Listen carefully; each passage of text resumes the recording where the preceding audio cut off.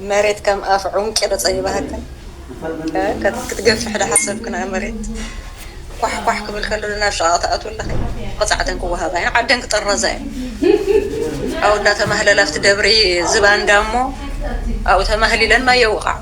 سلام تانا ببزلخم ويزحم كورات تخاتاتلتنا لو معلت بسدة سعودي عرب حماق زينا تسوميعو إنا تبهاليو ازيد ما بتي قدم سلسته معالتي زنبره حماق زخونه حابريتا مالتون مزحتين سرحتنياتا تقارو او سدة سعودي عرب زركبا او زغنزي بمنفساوي تمهرتي زجمرو مالتون مسجد ديفرس اسلام يطفو النابلا محورا ميديا واتسين دحري مزراب معخنا زينا سعودي عرب دما بزعابازي انغاغار زعابا خوينو زغنيو مالتون بزحات سرحتنياتاتون كاب غزا مالتون كم زوصون بزحات سرحتنياتات دما سمون زي تفلتا ادراشن زي تفلتا نارشن ون كم زغنيو زفلتيو لوم دما بزحزن ملكعو او سدت سعودي عرب هيوت كلتا سبات ترشنو ان تبهاليو ازي موغ سيوز جبر دما بتي قدمي سلسته معلتي كمنو لكم اذا فرين تملكتوا زلخم بزم حلال فوتو ملختيو اذا سبزيا مالتون مسجد كفرس الله امنتي اسلمنا كطفو الله دحري موال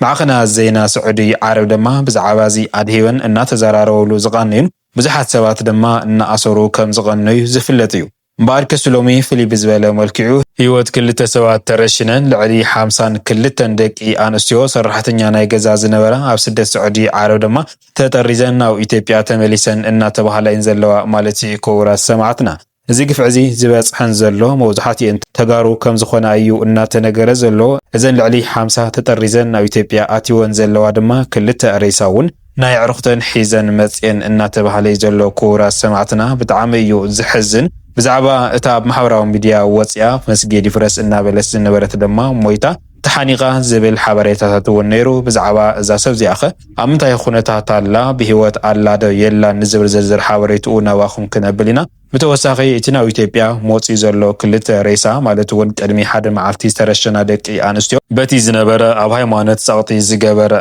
ኩነታት ሞገሲ ዝበሃል ዘሎ ዚንኸንመን ካበይ ንዝብል ዝርዝር ሓበሬቱ ናባኹም ክነብል ንኸውን ማለት እዩ ንመደባትና ሓቢርኩምና ንምጽናሕ ነዚ ቻነልና ዚ ሓድሽ ተዳኹንኩም ሳብስክራይብ ናውልኩም ኣባላትና ድማ ላይክ ሼር ናውልኩም መደባትና ስካብ መወዳእታ ሓቢርኩምና ጽንሑም ماركس اب سدت سعودي عرب اب زقنزي ازارارا زعابا غداي خوينو زقنيه بزعابا اتا اب محوراو ميديا وصيا مسجد كفرس الله امنتي اسلمنا كتفو اللوم النابلت الناتناغرت زنبرت تخون مع خناس زينا سعودي عرب دما نزي املكتن باوزحا ان تقاول زنبراين مباركس كابزي سبغس دما بزحات سرحدنياتات كاب سرح وصيان بزحات سبات دما سومن زي تفلطه ادراشن زي تفلطه دهاين ان طفا كم زقنيا زفلط تخون كابزي بستبغس دما لوم علتنا تسمع زلو توساخي محزني زخونه حابريتا نخل سب ان غرمه يركب مالتيو اذا اب سكرين تريوا زلو هيوان اتبها نطافيت محوراو ميديا زنبرتن كومو دما اب منفساوي غلغالوت تساتف زنبرتن تخون ነገር ግን ቀድሚ ሰለሰ ማዓልቲ በዝገወረቶ ወይ ድማ በዘርጋሕቶ ቪዲዮ ንኹሉ ሰብ አቆጥዑ ከም ዝነበረ ዝፍለጥ እዩ ካብዚ ዝተበገሰ ማለቱን አፍቲ ዘርጊሓቶ ዝነበረት አስላሚቱ መስጊድ ይፍረስ ኩላትን ተላዓላ በሃይማኖት ኽንስ ስበኻ እናበለት ሕዝበለ መልእኽቲ ዘመሓላለፈትን ትኸውን እዚ ድማ አንጻር እቶም ዓረባውያንን አንጻር እቶም አመንቲ እስልምናን ዘመሓላለፈ ወቶ መልእኽቲ እንትኸውን ነዚ ዝሰምዑ ብዙሓት ወሃብቲ ርእቶ ድማ ኮሞ ክትብል ኣይምነበራን ዓድማታ ስለዘላ ናይ ብዙሓት ህይወቱን ክትቀዝፍ ትኽእልያ እናወሉ ስለዚ ድማ ኣገባበት ሕዝዋ እናወሉ ብዙሓት ወሃብቲ ርእቶም እናመሓላለፉ ከም ዝነበረ ዝፍለጥ እዩ ማለት እዩ እዛ ሰብዚያ ቅድሚ ሓደ መዓልቲ ዓርሳ ኣጥፊያ ዝብል ሓበሬታ ነይሩ ነገር ግን እዛ ሰብዚያ ድሕሪ ኣብቲ ማሕበራዊ ሚድያ ወጽያ ከምዚላ ድሕሪ ምዝናብ በቶም ናይ ሕጊ ኣካላት ተታሓይዛ ኣብ ናይ ሕጊ ኣካላት ድማ ተኣሲራ كم زلا أو خينا جن بزحزن ملكعو مثل مساعد خدا زنبران منفساوي أجلجلس ساتفان زنبرات جن حدا بحدا الناتو قمت أو العل إذن سبعة زي عندما مرجنتن مأسرتن تكايد على زبل حبريتا النات سمع يركب مالتي قدمي سلسته معالتي بزم حلال فوتو ملأختي قدمي كلته معالت دما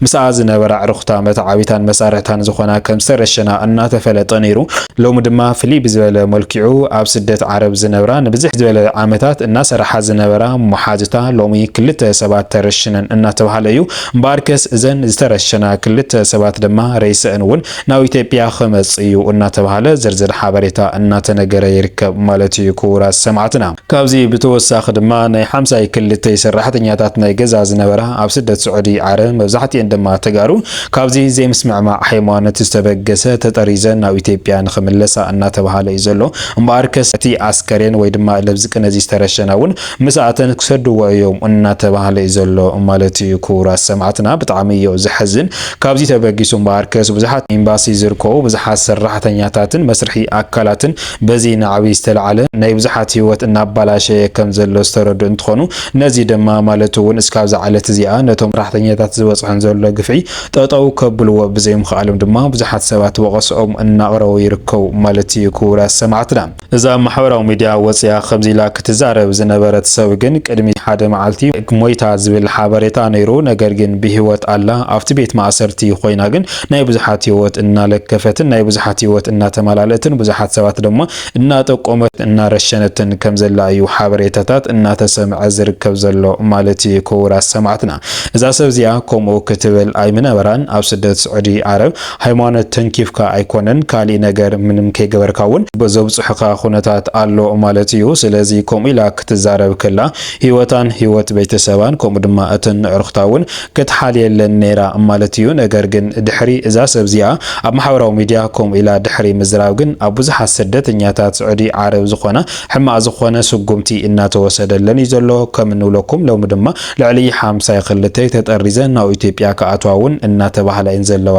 ማለት እዩ መርሸንቲ እውን ንጉሆን ምሸትን እናበዝሐ ከም ዝኸድ ዘሎ መወገሲኡ ድማ ካብዚ ሃይማኖት ዝተበገሰ ምክንያት ፈጢሮም እዮም ንኩለን እናቃተልዎን ዝርከቡ እናተባህለ መልእኽቲ እናተመሓላለፈ ይርከብ ማለት እዩ ክቡራት ሰማዕትና እዛ ሰብ እዚኣ ብዝገበረቶ ሕማቅ ኣዘራረባ ህይወት ብዙሓት ሰባት እናተቀዘፈ ከም ዝኸድ ዘሎ ዝሓበሩ እንትኾኑ ነገር ግን ዓርሳ ኣይተቀተለትን ቀትልዋ ዶ ኣይቀትልዋ ዝብል ሓበሬታ የለን ነገር ግን ኣብቲ ቤት ማእሰርቲ ኮይና ብዙሓት ዕርኽታ እውን ከም ዘሰረተን ልዕሊ 10 ምስኣ ዝዝምራ ዘገልግላ ዝነበራ እያ ጠቂማ ዘላ ጠቂማ ድማ ጎአን ተተሓይዘን ጎአን ድማ ንኻሃ ድማ ፈቲነን ተረሽነን ከም ዘለዋ እዩ እናተሰምዐ ዘሎ ማለት እዩ እምበኣር ከስ እዘን ተጠሪዘን ዘለዋ ልዕሊ 52 ኣስከሬንና ሒዝና ክንኸዲና ብዝበልኦ መሰረት እዩ እቲ ኣስከሬን እውን ናብ ኢትዮጵያ ክመጽእ ተሓሲቡ ዘሎ ማለት እዩ ክቡራት ሰማዕትና ብጣዕሚ እዩ ዝሕዝን ብሰንኪ ሓንቲ ማለት እውን ናይ ብዙሓት ህይወት ተዋላሽዩ